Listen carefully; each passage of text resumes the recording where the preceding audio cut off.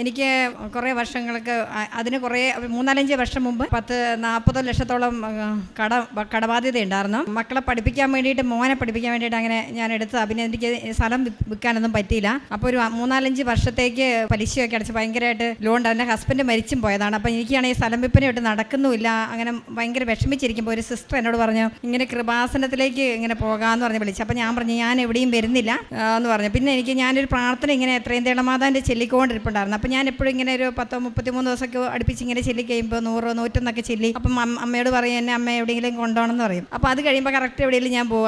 അങ്ങനെ ഒരു ഇതുണ്ട്. അപ്പോൾ ഞാൻ അത് കഴിഞ്ഞപ്പോൾ ഞാൻ വെച്ചത് എൻ്റെ ഒരു പ്രാർത്ഥന കഴിയുന്ന ദിവസം. അപ്പോൾ ഞാൻ വിചാരിച്ചെന്നാൽ പോയേക്കാം, അമ്മ വിളിച്ചായിരിക്കും എന്നോർത്ത് ഞാനിങ്ങനെ പോന്നു. അപ്പോൾ അവിടെ വന്ന് ഉടമ്പടി എടുത്തു.